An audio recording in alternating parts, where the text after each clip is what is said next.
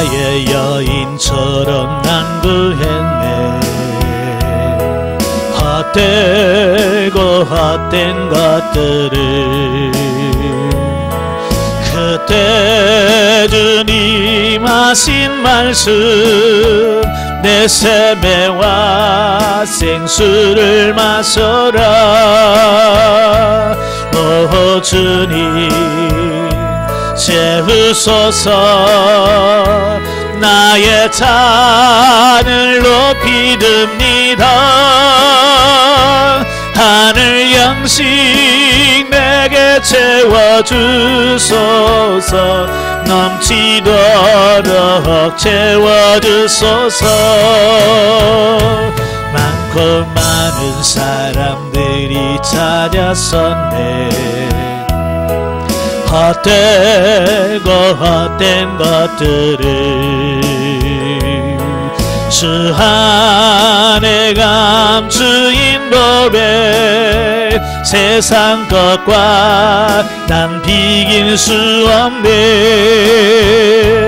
오 주님 채우소서.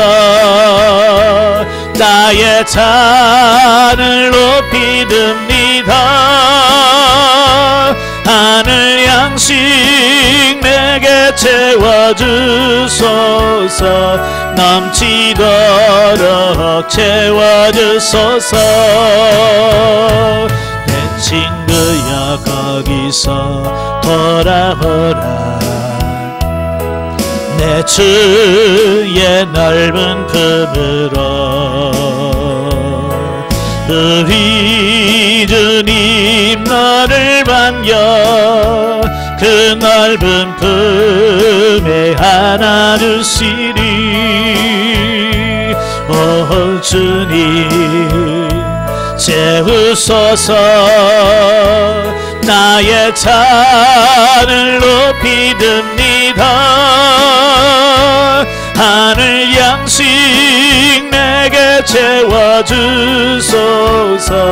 넘치도록 채워주소서. 아멘. 기도하겠습니다. 은혜로우신 아버지 감사합니다. 오늘도 귀한 시간 허락해 주시고 주의 전을 찾게 하시며 오늘도 요한복음의 말씀을 같이 상고할 수 있도록 은혜 주셔서 감사합니다.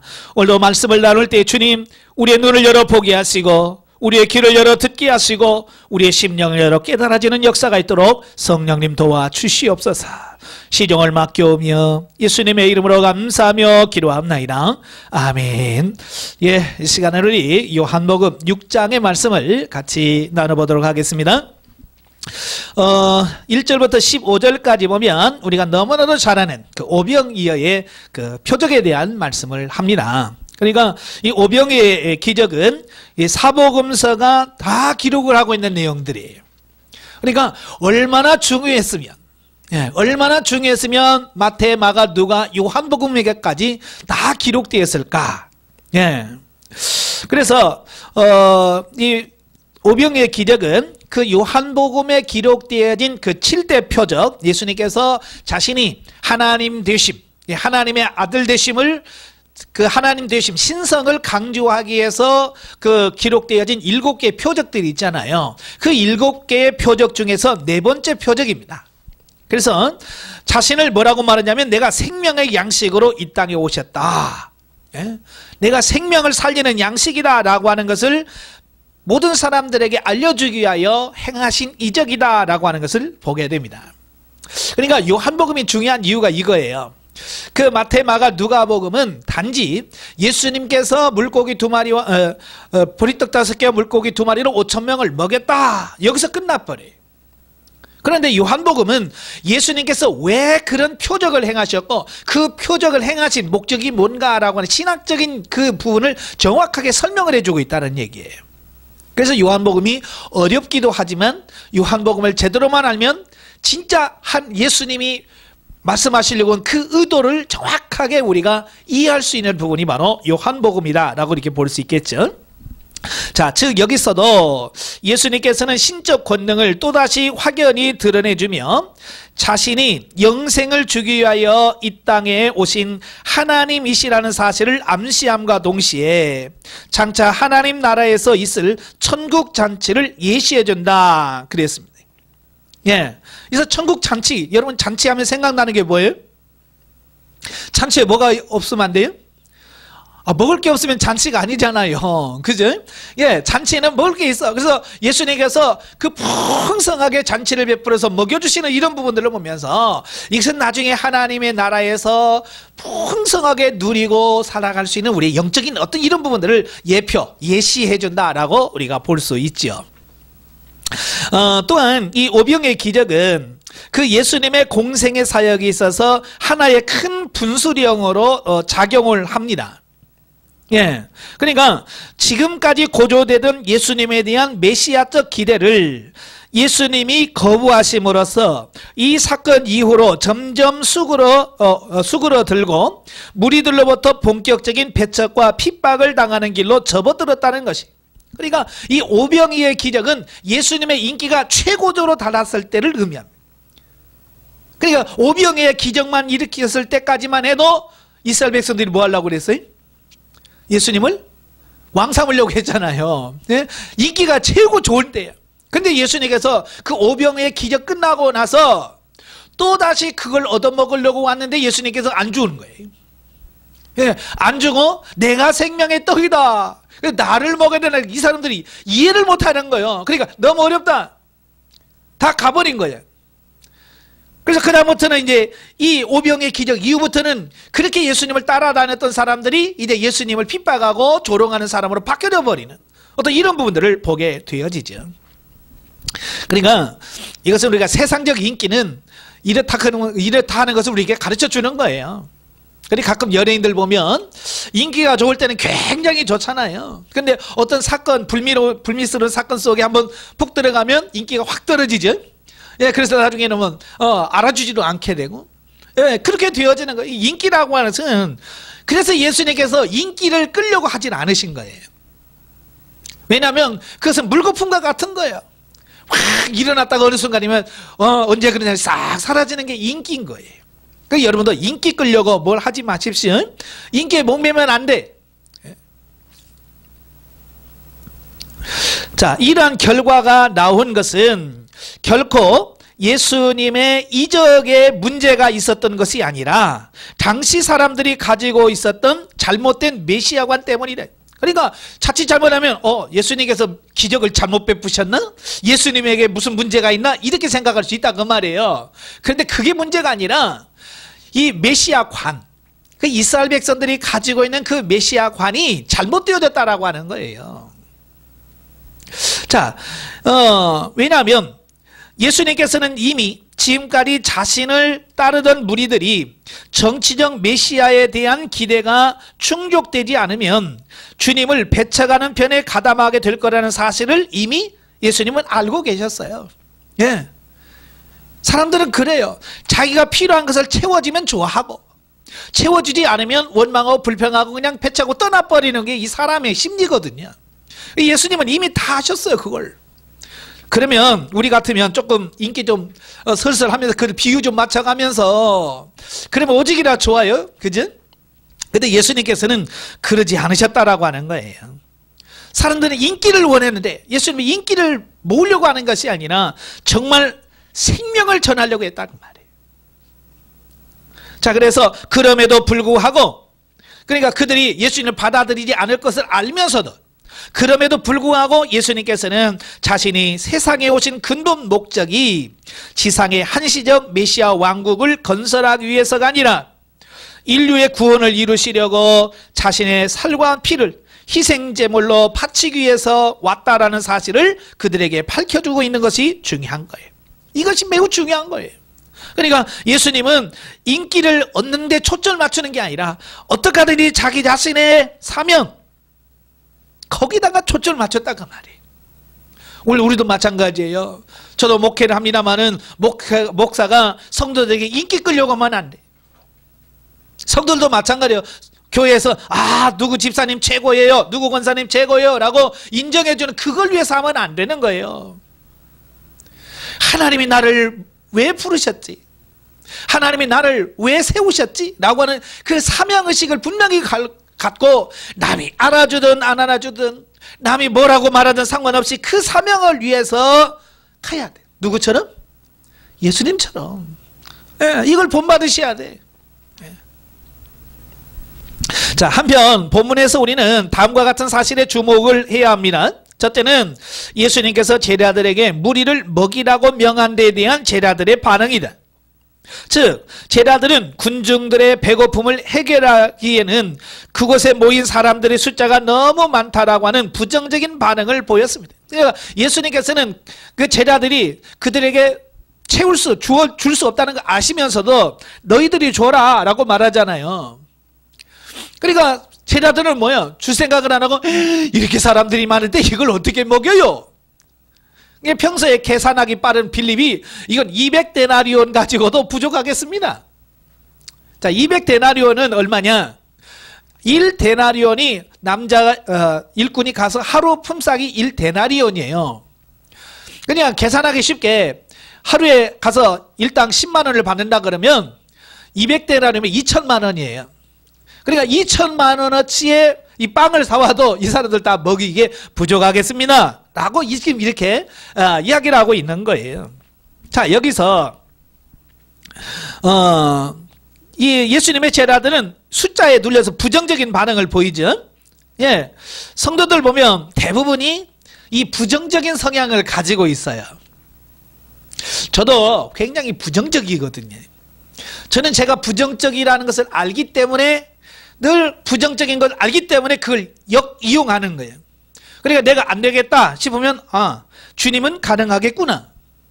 내가 부정적이라는 것을 아니까 그걸 긍정적으로 바꿀 수 있어요. 근데 대부분 사람은 자기가 부정적이면서도 자기가 부정적이라는 사실을 몰라요. 그래서 자기가 생각하는 게 옳다고 생각하는 거예요. 그러니까 남의 말도 안 들어. 자기 고집만 피우는 거예요. 그러니까 여러분이 평소에 내가 긍정적인 사람인가 부정적인 사람인가를 알아야 돼요. 그래서 어떤 생각이 오면 이거 또 부정적인 생각이지. 내가 부정적이지. 그러면 이거 생각도 부정적이겠구나. 왜? 부정적인 사람에게서는 부정적인 생각밖에 안 나오거든요. 그러니까 그걸 긍정적으로 바꾸면 되거든요. 근데 많은 사람은 자기가 부정적인 사람이라는 사실을 몰라. 예. 그래서 해결이 안 되는 거거든요. 자, 그런데 예수님께서는 무리들을 배불리 먹이고도 음식이 12바구니 가득 찰 정도로 남게 만드셨다라고 하는 거예요. 자, 그러므로 불신앙적인 태도를 지닌 자들은 불가능성부터 계산해 보지만 신앙적 자세를 지닌 자들은 가능성부터 먼저 계산할 줄 알아야 한다는 것이다. 예. 그러니까 우리가 늘 부정적인 사람은 안 돼. 우리는 할 수 없어. 라고 하지 말고 좀 그 예수 그리스도를 믿는 그 마음은 그래 나는 할 수 없어. 그러나 주님은 하실 수 있어.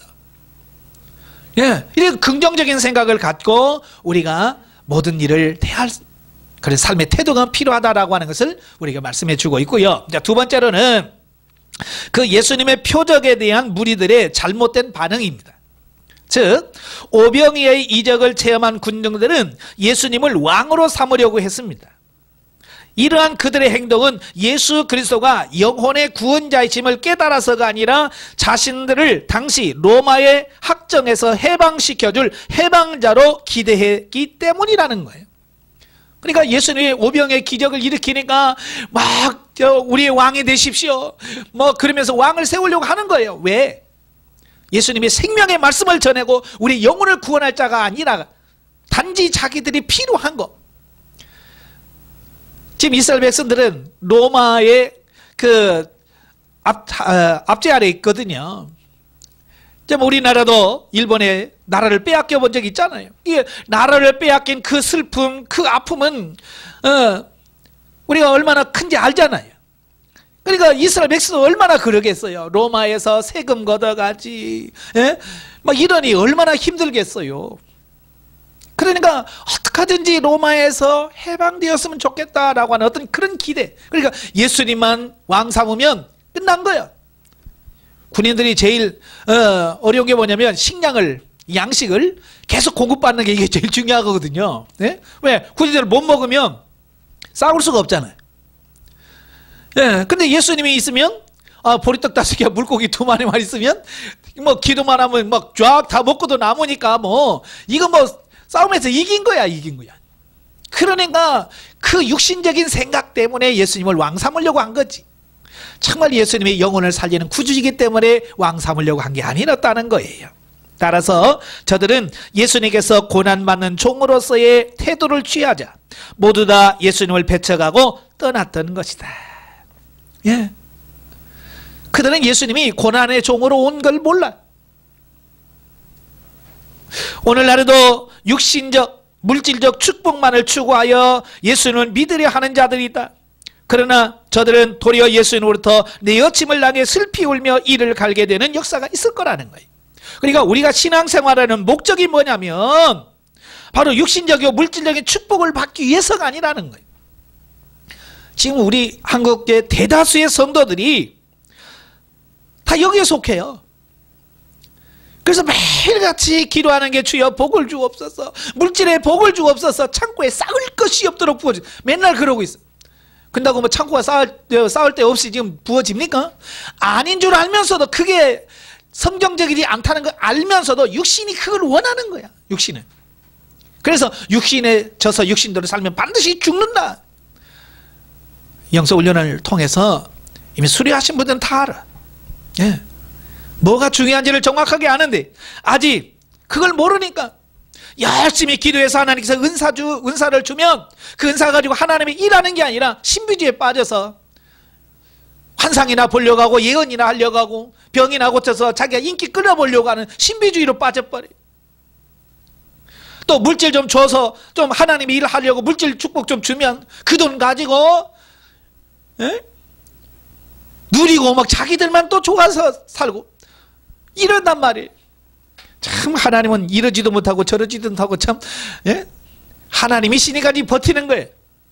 만약 인간이 하나님의 위치에 있었다면 아마 머리털 다 뽑아졌을 거고 혈압이 올라서 못 살 거예요.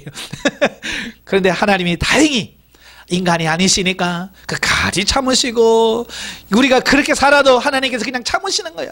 근데 하나님이 참으신다고 생각하는 사람이 있어요, 없어요? 없어요. 지 잘나서 지금 사는 줄 알아.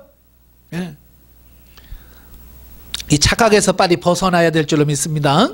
예. 16절부터 21절까지 보면 물 위를 걸으신 예수님에 대한 기적이 나와요. 자, 본서에 나오는 7대 표적 가운데서 5번째 표적으로서 오병이어의 이적을 행하신 예수님께서는 잠시 후 제자들로 하여금 먼저 배를 타고 갈릴리 호수의 건너편에 위치한 가버나움으로 가도록 지시를 내립니다.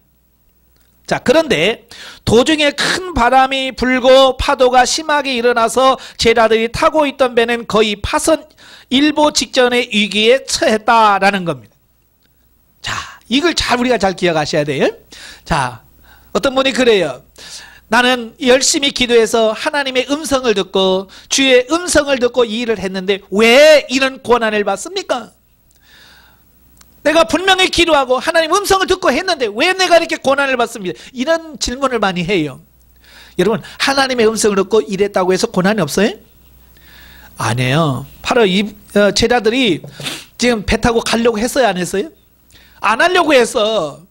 왜? 이 제자들도 취했거든요. 왜요? 예수님의 인기가 막 올라가요. 사람들이 왕 삼으려고 하니까 야, 이거 때가 됐나 보다 이제. 예? 때가 됐나 보다 하고 있으니까 예수님이 보니까 가관이야. 예수님의 제자들 똑같은 거야. 그래서 야, 이거 안 되겠다. 그래서 야, 배 타, 빨리 배 타. 그래서 제자들을 먼저 그냥 보내버린 거야. 왜? 이 군중들 속에 있으면 같이 동화돼서 그렇게 흘러가버리기 때문에. 그게 어찌 보면 자기들은 배 타고 건너갈 생각을 안 한 거예요. 근데 예수님께서 강제적으로 그랬는데 풍랑을 만난 거예요. 자, 어찌 보면 그들을 원망할 수 있겠죠. 우리가 안 간다고 그럴 때 보내지 말지. 예수님 왜 보내가지고 이런 고생을 시키나? 왜? 그런 고생을 해야 깨달음이 있어요. 우리도 마찬가지예요. 우리가 고난을 통과하면서 우리가 영적으로 성장하고 하나님의 뜻이 무엇인지 정확하게 알 수 있어요. 그래서 하나님께서는 때로는 우리로 하여금 고난의 현장에 우리를 밀어넣으셔. 우리는 가기 싫다고 그래서 억지로 밀어넣으셔. 마치 이런 거예요. 저도 신학교 가기 싫었어요. 근데 하나님께서 강제로 밀어넣으시더라고요. 어떻게까지 밀어넣으시냐면 뭐 돈이 있어야 신학교를 가죠. 뭐 등록금이 있어야죠. 그러니까 제가 그 청년 회장으로 있던 그 교회에서 집사님, 지금도 잊어버리잖아요. 성씨가 강씨인데 이 집사님이 뭐라고 말하냐면, 아, 권대한 형제, 신학교 가면 내가 등록금 다 대줄게 그러더라고요. 나는 그분이 대줄 줄 알았어. 근데요, 한 번도 안 대줬어요. 차비도 안 주더라고. 그럼 그게 뭐였느냐? 나로 하여금 신학교에 들어가도록 미끼야, 미끼. 예. 처음에는 그게 어떻게 약속을 해놓고 어떻게 10원도 안 주냐? 그냥 그게 참 원망스러웠었어요, 처음에는. 근데 나중에 보니까, 아, 내가 돈 때문에 신학교를 안 들어가려고 하니까 하나님께서 그렇게라도 해서 나를 끌어들여서 가게 하셨구나. 예. 그럼 억지로 보냈으면 또 뭐 때마다 등록금이나 제때 주시면 얼마나 좋아요. 근데 안 주시더라 그 말이. 그러니까 없는 가운데서 기도하면서 주님 앞에 기도하면 매달리면서 결국 하나님 앞에 더 가까이 나가게 되고 기도하게 되고, 자, 이걸 이렇게 훈련해 가시더라 그 말이에요. 그러니까 여러분이 하나님의 음성을 들었다고 해서 만사형통 생각하지 마세요. 사도 바울은 뭐 주님 말씀 안 들어가지고 뭐 그렇게 고난받나요? 아니잖아요. 가기 싫은 유럽으로 갈 생각도 안 했는데 환상 중에 마게를 사냥으로 이리 와서 도우라는 환상 보고 주님의 뜻 따로 갔잖아요. 그래서 빌립보 가서 터지고 감옥에 들어가서 착고에 매이고 그랬잖아요. 또 데살로니가 갔더니 거기서 또 유대인들이 핍박을 해서 도망 나올 수밖에 없게 만들고, 하나님의 말씀을 듣고 가도 고난이 와요. 이건 육신적인 사람은 도무지 이해를 못하는 거예요. 그러니까 신앙생활 좀 하려고 하다가 어려움 당하면 이건 뭐야? 왜 어려운 거야? 라고 해서 그냥 나 이제 오늘부터 교회 안 나가. 나 오늘부터 봉사 안 해. 이런다 그 말이에요. 그러니까 뭐냐, 이 육신적인 사람은 도무지 그게 이해가 안 돼. 영적으로 조금 성장을 하면, 아, 이것을 나를 세우신 하나님이 훈련이는구나. 주님, 이 고난을 통해서 나를 세워주옵소서, 나를 변화시켜 주세요 하면서 갈 수 있는 거예요. 그래서 제가 영적으로 성장해라, 성장해야 된다라고 말하는 이유가 거기 있는 거예요. 자, 이처럼 제자들이 삶을 포기할 수밖에 없는 절대절명의 순간에 예수님께서는 호련히 물 위를 걸어오셔서 바다를 잠잠케 하시며 제자들을 구원하심으로써 자신이 천지만물을 다스리는 주권자가 되심을 보여주신 것이다. 그러니까 그들이 풍랑으로, 아, 이젠 죽었구나, 이제 소망이 없네 라고 완전히 저 밑바닥에 내려갔을 때 주님께서 딱 끄집어내시는 거예요. 건져주시는 거예요. 그래야 뭐야? 그 구원의 기쁨이 얼마나 큰지 알잖아요. 그잖아요. 그러니까 적당히 목마른 사람한테 물 주면, 아, 고마워요. 아, 그래도 목말랐는데 그렇게밖에 반응을 안 해요. 근데 정말로 목이 말라서 죽이 깔딱깔딱하는 순간에 물 줘봐요. 이거 뭐 고마워요 그 정도가 아니잖아. 막 고맙습니다, 생명의 은인입니다. 아, 그러지 않겠어요? 그래서 같은 거라도 그 고난의 정도에 따라서 달라. 예수님도 마찬가지. 예수님은 다 보고 계셨거든요. 그들이 얼마나 고통스러운지, 얼마나 괴로운지 다 보고 계셨어. 그래서 최고조로 달았을 때에 주님께서 짠하고 나타나셔서 그를 구원해 주심으로 그 예수님이 능력이 얼마나 대단하신가를 제자들로 통해서 깨달도록 하시려고 하시는 것을 보게 되죠. 또한 이 사건은 본서의 기록자인 요한이 언급하는 이유는 본장 22절부터 59절에 나오는 예수님의 그 강화에 대한 도입부로서 가버나움에서 예수님의 가르침이 어떻게 시작되었는지를 가르쳐주기 위한 것이다. 즉 오병의 이적을 행해진 현장에서 제자들만 배를 타고 떠나는 것을 목격한 바 있는 사람들이 가버나움으로 뒤따라와서 어떻게 예수님께서 자신들보다 먼저 이곳에 올 수 있었는지를 질문했을 때 거기에 대한 답변으로 본문을 기록했다라는 겁니다. 왜냐하면 그 광야에서 분명히 예수님이 제자들을 먼저 배 타고 보냈잖아요. 그러니까 예수님 혼자 남았어요. 배도 없어요. 이 갈릴리 바다가 원래는 호수인데 워낙 커서 바다라고 표현해요. 그러니까 그건 이 넓은 이 바다를 돌아가는데 엄청나게 시간 걸리거든요. 그러니까 배를 타고 간단 말이에요. 분명히 배도 없었어요. 근데 자기들보다 먼저 가버나움에 예수님이 계신단 말이에요. 그러니까 많은 사람들이 와가지고 어떻게 오셨어요 이거? 이제 그런 이제 그런 질문에 대한 대답인 거예요. 예. 자, 그래서 본문을 통해 우리는 다음과 같은 사실을 알 수 있는데요. 첫째는 그 초자연적인 권능을 행하신 예수님이야말로 진정 하나님의 신성을 소유한 자라는 점을 여기서 말씀해 주고 있는 거예요. 그러니까 사복음서 중에서 마태, 마가, 누가, 요한복음은 AD 70년 성전이 무너지기 전에 기록을 했어요. 근데 요한복음은 그보다도 훨씬 더 오래된 예루살렘 성전이 무너지고 그 영지주의자들이 이단들이 일어나가지고 예수님은 하나님이 아니야, 그냥 인간이야, 하나님의 예수님의 신성을 부정하는 그때에 아니야, 우리가 믿는 예수님은 하나님이셔. 예수님의 신성을 드러내야 될 필요성이 있는 거예요. 예. 그래서 사도 요한이 바로 이런 기적들, 아주 중요한 기적들 7개를 써놔서 기록함을 통해서 예수님이 이런 분이야. 야, 사람이 이런 기적 행할 수 있어? 이런 거예요. 그죠? 예수님이 이런 기적을 행할 수 있는 것은 우리 같은 인간이 아니라 하나님이시기 때문에 가능하다. 그 예수님의 신성을 증명하기 위해서 지금 이걸 썼다라고 할 수 있는 거죠. 자, 두 번째로 위험에 닥친 제자들을 버려두지 아니하시고 잃어버린 양을 찾듯이 찾아오셔서 그들을 안심시키시고 안전한 곳으로 인도하신 예수님께서는 오늘날 택한 많은 성도들에 대하여도 한 사람도 잃지 않고 다 지켜주실 참 목자요 생명의 구주라는 점을 여기서 우리에게 말씀해 주고 있습니다. 예, 예수님은 그 배를 타고 풍랑에서 신음하는 그를 찾아오셔서 친히 찾아오셔서 그들을 구원해 주시잖아요. 자, 사람들은 그래요. 좋을 때는 한없이 좋고 한번 삐딱해지면 어때요? 이제 원수가 되는 게 인간이잖아요. 그렇잖아요. 교회에서 신앙생활 할 때 그 관계 좋을 때는 진짜 갈라디아 교인들이 사도 바울에게 자기 눈이라도 빼줄 만큼 그 정도 하잖아요. 쓸개 간 다 빼주잖아요. 그런데 기분 나쁘면 어때요? 확 돌아서 버리잖아요. 근데 예수님은 그렇지 않으시더라고 말이에요.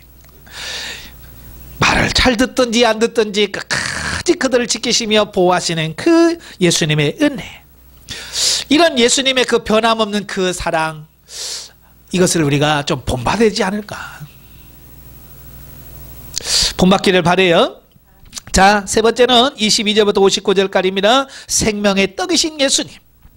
자, 본문은 오병이의 표적을 경험한 유대인들이 갈릴리 건너 가버나움까지 찾아왔지만 그들이 예수님을 찾아온 진짜 이유는 표적을 통해서 예수님께서 어떠한 분이신지를 깨달았기 때문이 아니라 예수님을 통해 자신들의 현세적 육신적 욕구를 채우려 한 때문임을 아시고, 예수님께서는 저들에게 썩어질 육신의 양식을 추구하는 자들이 되기보다 영의 양식을 추구하는 자들이 되라고 교훈하시면서 생명의 떡이신 예수님이 자신에 대하여 가르쳐 주셨다라고 하는 것을 보게 됩니다. 그러니까 지금 이 오병이의 기적을 일으켰던 곳에서 가버나움까지는 굉장히 먼 거리인데 그들은 거기까지 예수님을 막 찾아오는 열정이 있었어요. 뜨거움이 있었어요. 그런데 중요한 것은 왜 찾아왔느냐라고 하는 거예요. 예. 왜 찾아왔어요? 예, 그 세상적이고 육신적인 거, 죽고 썩을 것을 위해서 왔다고 말이에요. 그러니까 예수님의 입장에서는 답답한 거야. 정말 썩지 않고 영원한 생명을 찾으려고 오면 얼마나 좋겠어요. 예. 근데 죽고 썩을 것을 위해서 그렇게 먼 거리를 찾아오는 그 열심을 갖고 있는 그 모습을 보면서 답답한 거죠. 쉽게 말하면 제가 요즘에 자주 쓰는 용어가 뭐냐면 뭐가 중요한 줄을 좀 알아라. 예? 뭐가 중요한지를 알아야 되는데 지금 유대인들은 뭐가 중요한지를 몰라요. 오직 당장 입으로 들어가서 배부르고 현세적인 문제 해결이 이게 더 중요한 줄 안다는 말이에요. 이건 그리 중요한 게 아닌데. 그래서 예수님께서 야, 썩어질 양식을 위해서 살지 말고 영생을 하도록 있는 영의 양식을 위해서 해라 라고 말씀하시고 뭐라고? 내가 생명의 떡이야. 예수님 자신을 말씀해 주셨어요.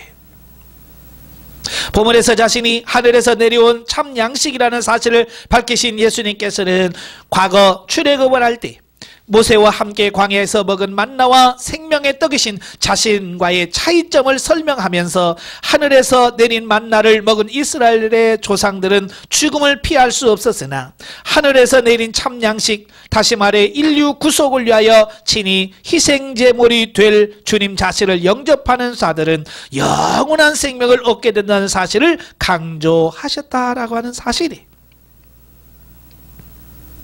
그러니까 이스라엘 백성은 끊임없이 예수님한테 뭘 요구했냐면 당신이 정말 하늘에서 내려온 그 사람이라면, 메시아라면 하늘에서 당신을 보냈다라고 하는 그 기적을 보여라, 표적을 좀 보여달라라고 합니다. 근데 이스라엘 백성들이 원했던 표적이 뭐냐면 바로 모세 시대에 하늘에서 만나가 내렸잖아요. 그래서 40년 동안 그들이 먹었잖아요. 지금 그걸 달라는 거, 그거. 예, 그래야 일 안 하고도 평생 먹고 살 수 있다는 거예요. 이게 지금 영적인 거예요? 육신적인 거예요? 육신적인 거잖아요. 우리도 그러잖아요. 주님 축복해 주옵소서. 그래야 내가 죽을 때까지 떵떵거리면서 돈 걱정 안 하면 살지 않을 거예요. 이렇게 말한다 그 말이에요. 지금 여기 이스라엘 백성들이 와서 그 떡 구하는 거랑 똑같은 거예요. 그래서 예수님께서 모세의 그 만나를 이야기하면서 야, 모세를 통해서 준 만나, 그 만나 먹은 사람은 어떻게 되나? 다 죽었잖냐. 그런데 내가 주는, 나를 먹는, 내가 생명의 떡인데 나를 먹는다는 영원히 죽지 않았나. 그러니까 모세가 행한 만나의 기적보다도 지금 예수님이 전하는 이 복음이 얼마나 위대하고 중요한지를 지금 말씀해 주고 있는 거예요. 여러분 이해가 됩니까? 지금도 이해가 안 돼. 그죠? 그 당시에 유대인들은 이해가 될까요? 안 되죠. 그래서 영적 무지에 빠져 있던 유대 군중들은 이와 같은 예수님의 말씀을 이해하지 못했어요.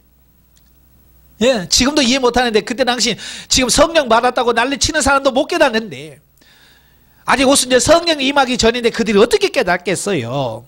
그래서 그들이 뭐야? 어렵다 이거. 네가 어떻게 생명의 떡이냐? 그러면서 다 흩어져 버려진 거예요.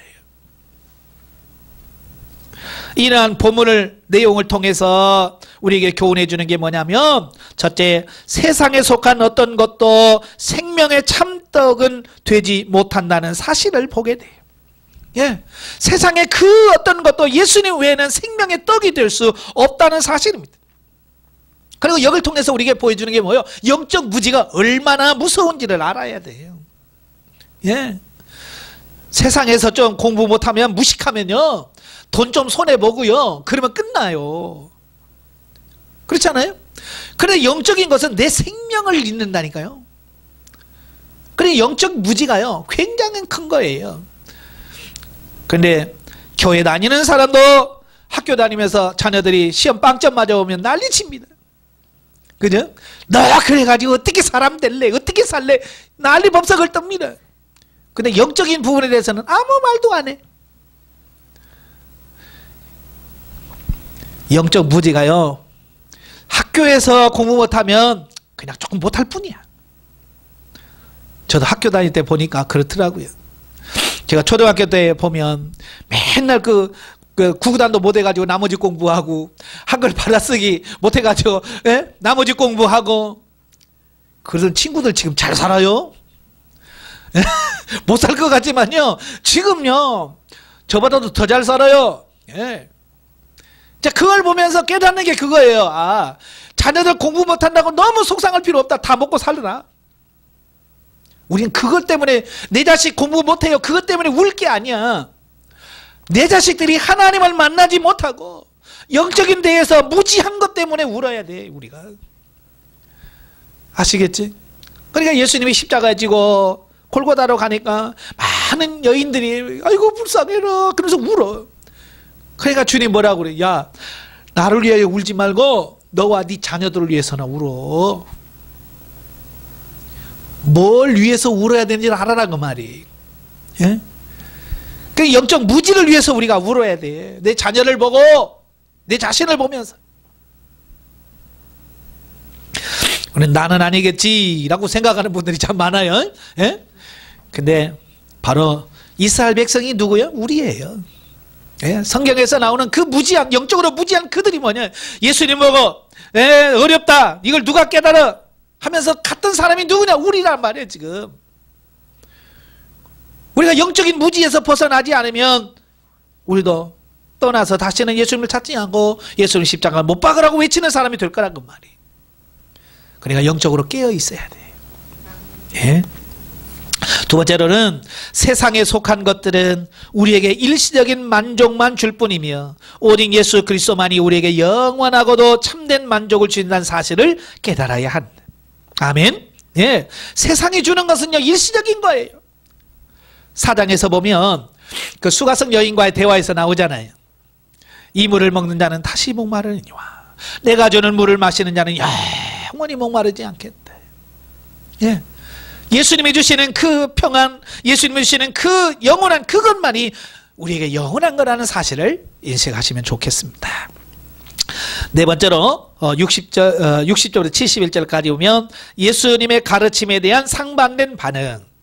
자, 자신을 생명의 떡이라고 말씀하신 예수님의 강화를 들은 사람 중에서 영적인 무지로 인하여 예수님을 버리고 떠난 사람들이 있었다라고 하는 거예요. 예. 참 저도 이 성경 보면서 그냥 그들이 원하는 대로 떡이나 줬으면 예수님의 인기는 떨어지지 않았을 건데, 그죠? 안 주고 내가 생명의 떡이라 그러니까 인기까지 떨어져가지고 다 버리고 가버리잖아요. 예. 그런데 중요한 것이 뭐냐? 육신적인 거 아무리 줘봐야 소용이 없어요. 자식들 돈 떨어져서 부모님한테 돈 주세요. 그래서 그래 돈 줘봐요. 자식들이 그때는 고맙습니다 그러죠. 돈 떨어지면 또 와. 그래 유대인의 교육 방법이 그런 데잖아요. 우리 한국 사람들은 엄마 고기 먹고 싶어 그러면 너 가만히 있어 내가 다 해줄게. 자 그런 데잖아요. 그래 유대인들은 뭐 고기 먹고 뭐 먹고 싶은데 생선 우리 가자 낚시질이라고 가자. 그래서 낚시질하는 법을 가르쳐 준다잖아요. 그럼 평생 낚시질 해서 배우면 평생 자기가 고기 먹고 싶을 때 낚시질해서 먹으면 되는 거예요. 근데 우리는 그렇지 않잖아요. 예? 다 해줘 버리는 거야. 그러니까 그들이 아쉬우니까 맨날 어때요? 나이 40이 돼도 엄마 60이 돼도 엄마 그러잖아요. 예수님도 우리를 그런 사람으로 키우기를 원치 않으셔요. 진짜 영적으로 성장해서 생명적인 삶을 살아가는 사람으로 만드시는 거예요. 하나는 왜 우리를 영성훈련을 시켜요?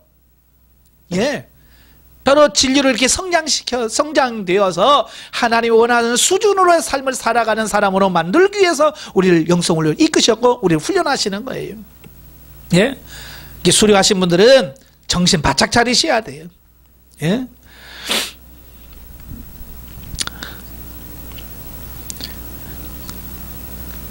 많은 사람들이 깨닫지 못한 사람은 예수님을 다 떠났어요. 그러나 끝까지 예수님을 믿고 따르는 사람들도 있었단 말이에요. 그 사람이 누구냐? 바로 예수님의 제자들이죠. 그럼 왜 그들이 떠났느냐? 전자에 속한 사람들은 대부분 예수님을 정치적 메시아로 오해하여 예수님을 통해 자신의 현세적 문제를 해결하고자 했던 자들로서 예수님이 자신들의 현세적 욕구를 충족시켜줄 가능성이 없다고 판단하자 재빨리 예수님을 버리고 떠났다라고 하는 거예요. 예, 아주 계산적이고 이해타산적이죠.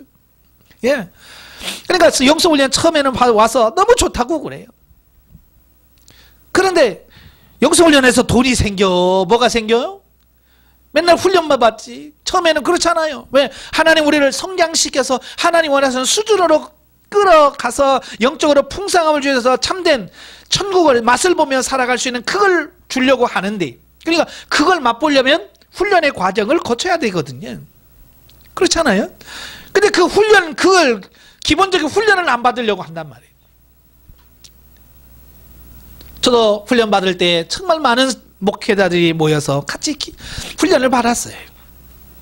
그런데 그분들이 많이 떠나셨어요. 거의 다가 떠났어요.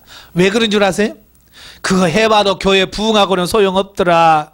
이런 거예요. 영성훈련 받았는데 성도가 안 모인다는 거야. 그러니까 이건 안 된다는 거야. 그러니까 결국 그 사람은 영성을 뭘로? 교회 부흥시키는 수단으로 이야기했던 거야. 근데 그게 안 되니까 더 이상 이거 필요 없어 라고 한다는 거예요. 평신도 마찬가지죠. 물질로 좀 어려워봐요. 아이고 영성해봐도 뭐 돈 들어오지도 않고 뭐 에이 돈이나 벌러 가야지 이런단 말이에요.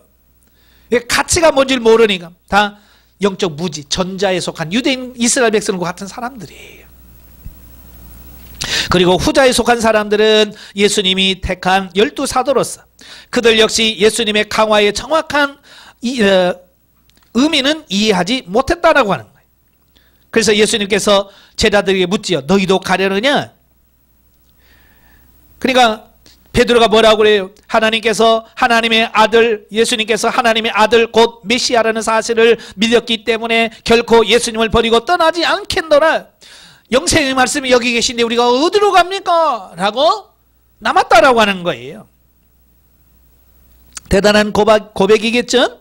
자, 그런데 본문에서 예수님은 가룟 유다의 배신을 암시하는 내용이 나와요. 70절과 71절에 보면 이미 예수님 하셨어요. 그래서 너희 중에 한 사람은 마귀니라. 다 가고 12명 남았어. 예수님이 12제자 남았는데 예수님 뭐라고 그래요? 그 중에서 하나는 마귀니라. 바로 가룟 유다를 가리키는 말이에요. 얘는 나를 팔 사람이야. 물론 누구라고는 말 안 해요. 이제 요한은 나중에 이 사실이 다 지나간 다음에니까 아 그때 그놈이 가룟 유다였구나 이해하지만 그때 당시는 아무 말 못하는 안 하셨으니까 누구지? 한 마귀가 누굴까? 찾았을 거예요. 예, 그 마귀가 여러분이 아니시길 바랍니다. 예, 그 가룟 유다는 결국 예수님을 떠나지만 베드로는 떠나지 않아. 이 고백이 중요한 거예요. 자, 여기서 통해서 우리에게 가르쳐주는 게 뭐냐면 현세적 욕구를 충족시키기 위해 예수 그리스도를 따르는 자들은 결국 주님을 버리고 떠날 수밖에 없다는 것이에요. 정말 중요한 거예요. 현세적인 것, 육신적인 것, 물질적인 것을 추구하는 사람은요 결코 예수님을 따를 수가 없어. 그러니까 이단에 빠진 사람들이 누구냐? 바로 이거예요. 현세적인 걸 추구하는 사람들이 이단에 빠져요. 왜? 거기 가면 복을 준대잖아요. 여기 가면 축복이 된다는 거야. 여기 가면 다 된다는 거야. 그러니까 그래? 하고 가버리는 거예요. 자기 영이 어떻게 되는지도 모르는 거지. 두 번째로 성도들이란 하나님의 말씀을 모두 이해했기 때문에 믿음을 가진 자들이 아니라 오히려 믿음을 가졌기 때문에 하나님의 말씀을 믿음의 눈으로 바라보는 자임을 깨닫게 된다. 그러니까 가끔 제가 이제 성경을 읽으라 그러면 성도들이 그래요. 뭔지 무슨 말인지 도무지 몰라서 못 읽겠어요. 자, 그런 말을 해요. 그럼 제가 그러면 저도 몰라요. 나도 다 깨달아서 하는 게 아니에요. 강의를 하고 뭐 설교를 해도 내가 뭐 100% 다 알아서 합니까? 조금 주님께서 깨우쳐주고 알게 하신 거 가지고 내가 큰소리 치는 거예요. 예. 그러니까 우리가 믿음을 갖고 믿음을 가지고 있으면 하나님께서 그 말씀을 이해할 수 있게 만들어주고 깨달아줘. 그러니까 믿음을 가지고 성경을 이해가 안 돼도 자꾸 봐. 그러면 보면 성령께서 우리의 눈을 열어서 아 이런 말이구나 보여. 그리고 이 안에서 영이 깨달아. 그러니까 시도도 안 해보고 너무 어려워 모르니까 난 안 읽어요. 나중에 다 이해될 때 성경 읽을게요. 그 사람은 죽을 때까지 성경 한 번도 못 보고 죽어. 이해가 돼서 읽는 게 아니고요. 우리가 그냥 믿음을 가지고 읽다 보면 성령께서 알게 하시고 깨닫게 하신다라고 하는 것을 기억하시면 좋겠고요. 자, 영적이 봅니다. 27절에서 썩는 양식을 위한 삶은 육 중심의 삶을 의미한다. 그러니까 썩을 양식을 위해서 사는 삶은 육신을 중심으로의 삶을 말합니다. 그 다음에 영을 위한 양식은 성령을 따라 순종하는 것을 영의 양식을 있는 삶이다 라고 말씀해 주고 있어요. 자, 이걸 알아야 하는데요, 이걸 모르고 있으니까 아직도 복 달라고, 예? 세상적이고 육신적인 거 그것 달라고 우리는 지금 기도하고 있으니 얼마나 답답한 노릇이겠어요. 35절에서 생명의 떡은 그리스도와 연합된 삶을 의미한다. 육신에 속한 자는 그리스도와 진정한 연합의 길로 들어설 수 없다. 그 길로 가기 위해서 중심을 들이는 자는 하나님께서 반드시 인도하신다. 그러니까 생명의 떡은 그리스도와 연합된 삶을 말합니다. 자, 이거예요. 우리가 밥을 먹잖아요. 식사를 하잖아요.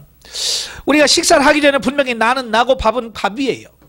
그죠? 근데 식사를 하면 그 식사가 내 안에 들어가면 어떻게 해요? 소화가 되면서 영양분이 다 흡수가 되어지고, 그래서 이 영양분이 다 내 속에 흡수가 돼. 나와 하나가 돼버려. 그죠? 그게 안 되면 죽는 거예요. 내가 음식을 먹었는데 하나도 소화 안 되고 그대로 나가버려. 그럼 어떻게 돼요? 이거 죽는 거지. 연합이 안 돼. 그러니까 예수 그리스도와 나는 그렇게 하나가 돼야 돼. 하나가. 예수 그리스도가 내 안에 들어와서 내 살이 돼야 되고, 내 세포가 돼야 되고, 내 영양분이 되고, 내 모든 부분이 돼서 나를 끌어가는 이 삶이 돼야 돼. 그냥 생명의 떡이라고 하니까 그걸 이해를 못하니까 떠나갈 수밖에 없는 거잖아요. 우리가 마음과 중심을 하나님께 늘 들으시길 바라요. 그러면 주님께서 여러분의 길을 인도하실 줄로 믿습니다. 자, 성경 계시 발전사적 이해를 봅니다. 자, 오늘은 썩을 양식과 영생하도록 있는 양식. 자, 이 말씀을 같이 한번 보도록 하지요. 우리가 양식이라는 말은 뭐 다 아시죠? 예, 사람이 생존하기 위하여 필요한 먹을거리를 양식이라고 그럽니다. 예. 그래서 히브리어로는 오켈, 마칼, 아클라라고 하고요. 헬라어로는 브로마, 트로페라고 하는 말을 쓰는데요. 전부 다 먹을 수 있는 음식이란 의미를 다 가지고 있어요. 자, 양식은 인간 생존에 반드시 필요한 것이다. 그래요? 예수님께서 왜 양식이라고 말하냐면 없으면 죽어. 예, 우리가 어디 가다가 양식 떨어지면 죽는 거예요. 그러니까 그만큼 필수적이다라고 하는 의미를 우리에게 보여주고 있지요. 자, 그런데 이 양식은 두 가지가 있다고 우리에게 말씀해 주셔요. 썩을 양식과 영생하도록 있는 양식. 자, 먼저 창세기 1장 29절 한번 보겠습니다. 창세기 1장 29절을 보시면, 자, 하나님께서 우리에게 그 천지만물을 창조하시고 인간을 창조하신 이후에 우리 인간들에게 뭘 주시냐면 양식을 주셔요. 자, 29절 봅니다. 하나님이 이르시되 내가 온 지면에 씨 맺는 모든 채소와 씨 가진 열매 맺는 모든 나무를 너희에게 주노니 너희의 먹을거리가 되리라. 하나님께서 우리 인간을 창조하시고 그들에게 뭘 주셨어요? 먹을거리, 양식을 주셨어요. 그러니까 인간의 양식이 뭐예요? 씨 맺는 모든 채소와 씨 가진 모든 열매. 이게 하나님이 우리 인간에게 주어진 양식이에요. 그래서 하나님께서는 우리에게 먹을 양식을 공급해 주시더라라고 하는 것을 보게 되어집니다. 예, 그래서 하나님께서는 끊임없이 우리에게 양식을 공급해 주시는 분이에요. 그래서 사시사철되면 나무에서 꽃이 피고 열매가 맺고 이게 또 내년이면 또 그렇고 해서 반복적으로 계속해서 어떻게 해요? 우리 먹을 것 양식을 공급해 주시죠. 이건 뭐냐? 하나님께서 한 번만 주시는 게 아니라 계속해서 공급해 주시는 하나님이시라는 것을 우리에게 말씀해 주고 있어요. 자, 출애굽기 16장 보시면 16장 1절부터 보시면 이제 만나와 메추라기를 주는 사건이 나와요. 자, 이스라엘 백성들이 출애굽을 하지요. 출애굽을 하면서 그들이 먹을 것을 막 싸갖고 심지어는 반죽을 했으면 발효를 시켜야 되는데 발효된 뭐 이것도 없이 그냥 막 밀가루 반죽 뭐 이런 걸 다 가지고 나왔어요. 근데 그게 한 달 먹을 거리밖에 안 되는 거예요. 예, 갑작스럽게 나오니까 뭐 있는 거 다 털어왔는데 겨우 그들이 나가서 광야에서 한 달 먹을 거리. 그 왜 한 달 먹을 거리였을까? 사실 이스라엘 백성들이 생각하기는 거기 고센 땅에서 가나안 땅까지 일주일이면 가는 거리예요. 예. 그 애기들이 있고 양이 있고 뭐 그러니까 그냥 쉬엄쉬엄 가도 최소한 보름이면 갈 수 있는 거리예요. 그러니까 한 달 먹을 거리면 충분하다고 생각한 거죠. 네? 이 정도면 우리가 가나안 땅에 들어갈 때까지 충분해 라고 했는데 하나님은 그들을 가나안 땅으로 인도하지 아니하시고 광야로 이끌어 버렸거든요. 네? 그래서 홍해 건너서 시내산을 향해서 간단 말이에요. 그러니까 거기는 뭐 밀밭이 있기를 안 해요. 아무것도 없잖아요. 그러니까 애굽에서 가져온 양식은 한 달 만에 뚝 떨어졌어요. 그러니까 이제 그들이 원망하기 시작하는 거죠. 예? 차라리 애굽에서 죽었으면 좋았을 거다 라고 말을 하면서 원망은 하죠. 그때 하나님께서 그들에게 만나를 먹여주시죠. 풍성하게 먹여주셔요. 이때도 뭐예요? 하나님께서 양식을 공급해 주시는 하나님이다라고 하는 것을 보게 되어집니다. 여러분도 마찬가지예요. 여러분의 양식을 공급하시는 분은 누구예요? 여러분의 남편이신가요? 아니, 하나님이십니다. 신명기에 보면 너희가 물질 얻을 능도 하나님이 주셨다라고 말씀해 주고 있습니다. 그러니까 하나님께서 우리에게 돈 버는 능력을 주셨기 때문에 우리가 돈을 버는 거예요. 그 능력을 하나님께서 뺏어 가시면 우리는 아무것도 못해요. 쉽게 말해서 여러분 오늘 아파서 누워봐요. 누가 돈 갖다 줍니까? 돈만 들어가지? 하나님이 오늘 안 아프게 하시고 건강 주셔서 이렇게 걸어 다니게 하시니까 우리가 지금 일하는 거 아니겠어요? 그러니까 계속해서 지금 하나님은 그걸 통해서 우리에게 공급해 주고 계시는 거예요. 예? 그래서 우리가 늘 하나님의 공급해 주심을 우리가 감사하셔야 되겠고요. 자, 그런데 자, 여기서 제가 성경 한 구절을 빼뜨렸어요. 자, 창세기 2장. 창세기 2장 19절 봅니다.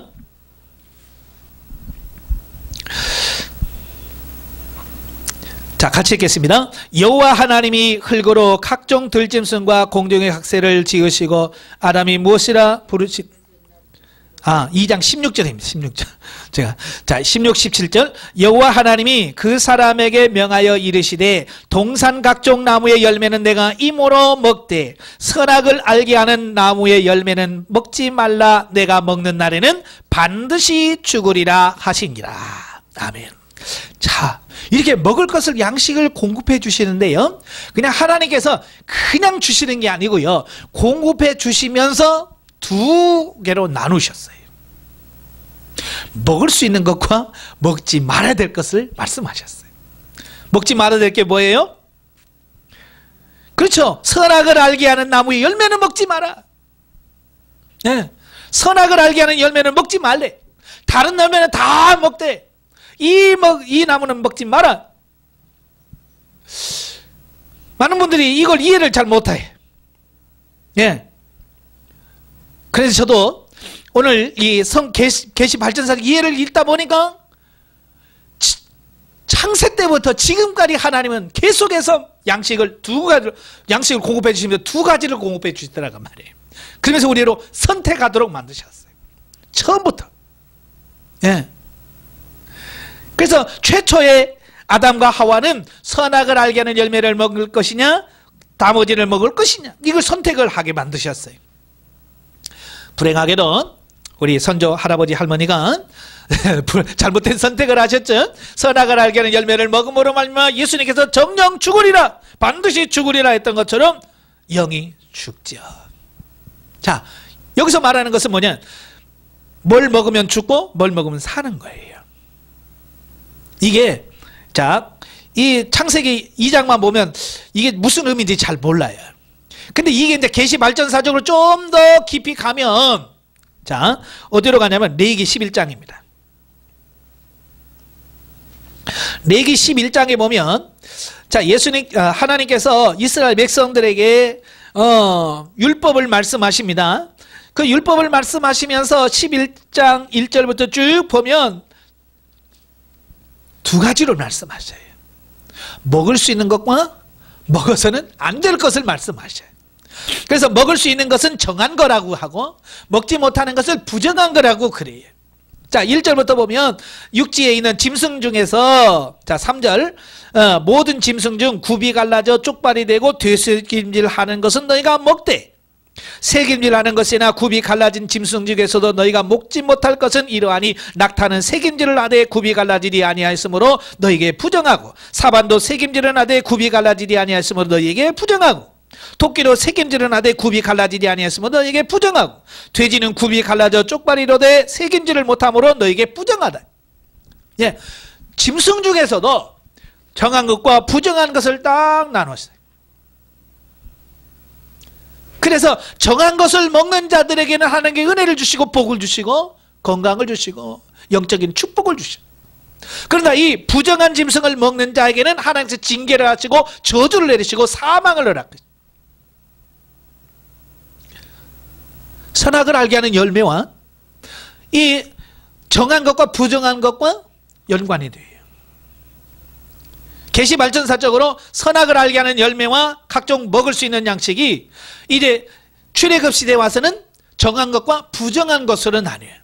그래서 그 뒤로는 9절부터는 이제 물고기는 뭘 먹어야 되냐? 비늘이고 지느러미가 있는 것은 먹자.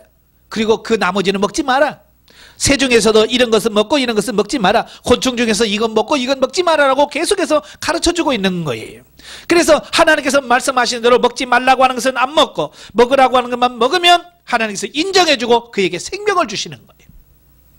그게 중요한 거예요. 하나님의 백성의 삶 속에서 늘 우리는 이 양식을 우리가 잘 구분하셔야 돼요. 그래서 경건한 사람은 이걸 잘했어요. 뭐 다른 사람도 쭉 많지만 우리 다니엘서로 넘어갑니다. 다니엘서 1장에 보시면 다니엘서 1장 이제 남유다가 망하지요. 그래서 바벨론으로 포로로 끌려갑니다. 포로로 끌려가는 사람 중에 누구도 있냐면 다니엘도 있어요. 그래서 다니엘과 그 10 친구들이 이제 궁궐에 들어가서 그 특별 교육을 받지요. 특별 대우를 받습니다.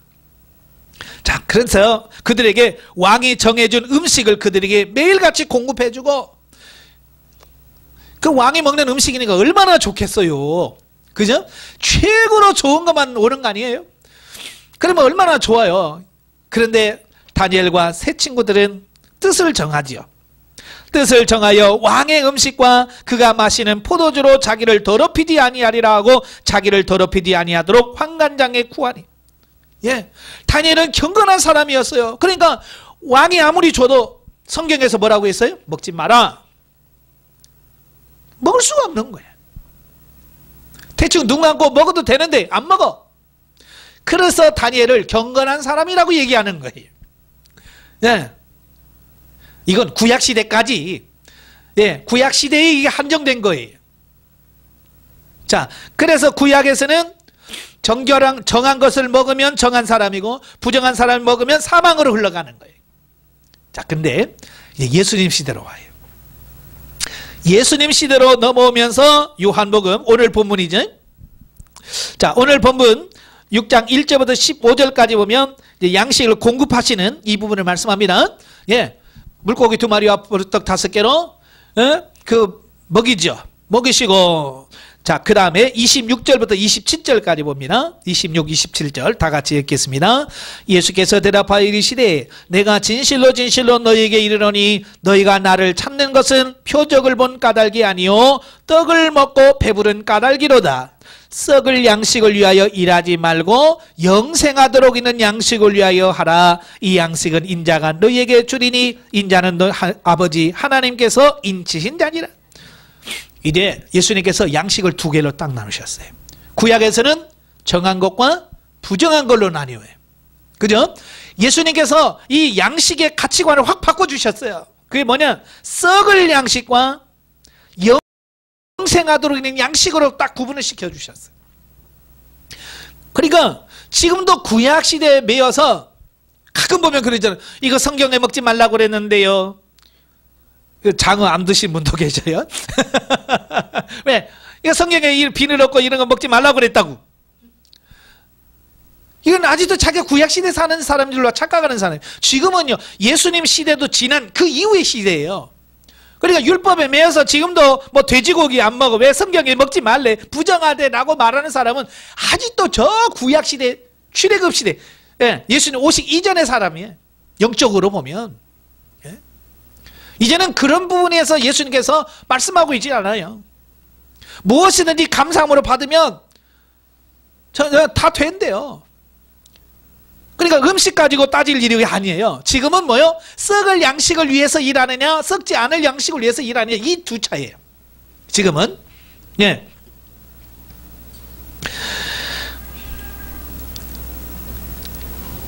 그래서 우리는 이 두 가지를 해야 돼. 두 가지 중에서 뭘 위해서 우리가 취할 것이냐. 썩을 양식을 위해서 취할 거냐. 자, 썩을 양식은 뭐라고 그랬어요? 아까 위에서 설명을 드렸죠. 영적 이에서 보면 27절에서 썩을 양식을 위한 삶은 뭐라고요? 육 중심의 모든 삶을 의미한다. 육신 중심의 삶을 말하는 거예요. 너희가 육신 중심의 삶을 사면 반드시 망한다는 거야. 죽는다는 거예요. 그러나 썩지 아니할 양식은 뭐예요? 성령을 따라 순종하는 삶. 예? 이제는 이 먹는 음식 가지고 따질 때가 아니에요. 우리는 지금은 성령님을 지도 인도 받아서 성령을 따라 사는 삶이, 이게 썩지 아니하는 영원한 영생을 취하는 양식을 취하는 거예요. 성령님을 따라서 사는 삶. 예? 아시겠죠? 자, 이걸 사도시대 지나서 교회시대, 사도 바울이 이걸 명확하게 정리를 해줘요. 로마서 8장에서. 예. 로마서 8장에서 이걸 정리를 해주는데요. 로마서 8장, 자, 1절부터 14절까지예요. 자, 쭉 설명해 주면서, 자, 육신의 생각과 영의 생각에 대한 말씀을 쭉 설명하지요. 예. 그래서 5절에 보면, 육신을 따른 자는 육신의 일을, 영을 따른 자는 영의 일을 생각하나니 육신의 생각은 사망이요 영의 생각은 생명과 평안이니라. 자, 여기 분명히 영과 육을 구분합니다. 아시겠죠? 자, 그러면서 12절 봅니다. 12절부터 14절까지. 그러므로 형제들아, 우리가 빚진 자로 대해 육신에게 져서 육신대로 살 것이 아니니라. 너희가 육신대로 살면 반드시 죽을 것이로되 영으로서 몸의 행실을 죽이면 살리니 무릇 하나님의 영으로 인도함을 받는 사람은 곧 하나님의 아들이니라. 그랬어요. 자, 썩을 양식, 육신대로 사는 삶. 뭐라고 그랬어요? 반드시 죽을 것이로되. 예. 창세기에 보면 이 장에 뭐라고 그랬어요? 이 선악을 알게 하는 열매를 먹으면 반드시 죽는다 그랬죠. 사도 바울이 뭐라고 그래요? 내가 육신에서 육신대로 살면 반드시 죽는다. 지금 선악과가 뭐예요? 윤리 도덕적으로 착하고 선한 일 하고 뭐 이게 아니란 말이에요. 지금 선악과는 육신의 삶을 사는 걸 선악과라고 그러는 거예요. 아시겠죠? 예? 이걸 모르니까 아직도 그 윤리 도덕적인 부분 따지고, 예? 먹는 음식 가지고 따지고 지금 그러는 거예요, 지금. 그러면 영생하도록 있는 양식은 뭐냐? 14절에 나오죠. 무릇 하나님의 영으로 인도함을 받는 사람은 곧 하나님의 아들이라. 하나님의 영이 뭐예요? 성령님이셔요. 성령님의 인도함을 받는 그가 하나님의 아들이 된다. 산다는 거야. 생명이 된다는 거야. 영생을 얻는다. 그 말이에요. 예. 우리가 막 돼지고기 먹는다고 지옥 가는 거 아니에요. 예. 심지어 술 먹고 담배 핀다고 해서 지옥 가는 게 아니야. 그것 가지고 너무 속상할 필요 없어요. 중요한 게 뭐냐? 물론 술 먹고 담배 피는 것은 육신적인 사람에 대한 뜻이에요. 예? 그러나 그것보다도 더 중요한 게 뭐냐? 영 중심의 삶으로 우리를 바꾸는 거예요. 성령을 따라, 성령 인도하심을 따라 순종하는 그 삶이 진짜 중요하다. 그 말씀을 하고 있는 거예요. 자, 밑에서 정리를 했습니다. 자, 아담과 하와는 선악을 알게 하는 나무의 열매와 생명나무를 구별하며 살았어요. 그죠? 그 다음에 구약시대는 정한 음식과 부정한 음식으로 구분이 돼요. 자, 신약시대 예수님 시대는 썩을 양식과 썩지 않은 영생하도록 있는 양식을 위해서 살아요. 지금 시대는 교회 시대는 뭐예요? 육신의 삶과 영적 삶으로 구분이 되어진다. 아시겠죠? 그래서 우리가 왜 영성을 해야 되느냐? 바로 썩을 양식을 위해서 사는 삶이 아니라 영생하도록 있는 양식을 위해서 사는 삶을 살려고 하니까 영성을 통해서 우리의 사고와 가치관이 바뀌어지고 우리 체질이 바뀌어서 그렇게 우리의 삶이 바뀌어져야만 우리가 가능하더라라고 하는 거예요. 그래서 이게 훈련을 하는 거예요. 이 원리를 우리가 정확하게 이해를 하셔야 돼요. 이 계시발전사적인 이 양식을 한번 이해를 하니까 이해가 되죠? 예. 그래서 이 계시발전사 그래서 중요한 거예요. 예. 그래서 하나님께서는 저 그림자로 선악과를 만드시고 좀 더 분명하게 정한 것과 부정한 것으로 나누시고 예수님 시대에 확 바꿔주시잖아. 예? 바로 이런 눈이 열려지셔야 돼요. 그래서 지금도 우리는 겨우 선악과 가지고 따지는 사람은 지금 창세기에 사는 사람들이에요. 예? 윤리 도덕 따지는 사람들은 지금 이 시대에 살면서도 그의 사고 가치관은 저 창세기 때 시대에 머물러 있는 사람이고 아직도 지금 먹는 거 가지고 따지는 사람은 아직 출애 구약 시대에 사는 사람이고 예? 이 신령한 것과 영적인 것 좀 구분하는 사람은 예수님 시대 그리고 지금 시대는 육신적인 삶과 영적인 삶을 구분해서 영중심의 삶을 사는 사람이 지금 이 시대에 지금 제대로 가고 있는 사람이다라는 사실을 잘 기억하시고 이 영중심의 삶, 영생하도록 있는 양식을 위해 사는 성령의 지도인들을 받고 그대로 따라 사는 삶이 되기를 주님으로 축원합니다. 기도하겠습니다. 은혜로우신 아버지 감사합니다. 오늘도 우리를 사랑하셔서 귀한 말씀을 주셔서 감사합니다. 우리는 양식이면 다 먹는 것으로 생각을 했고요. 육신적이고 세상적인 것으로 생각했습니다. 그러나 신령한 것으로 우리에게 말씀하셔서 감사합니다.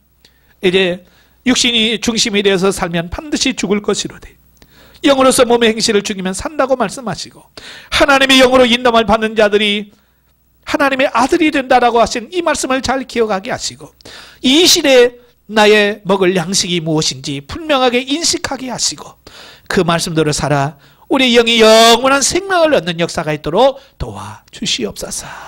예수님의 이름으로 감사하며 기도합나이다. 아멘.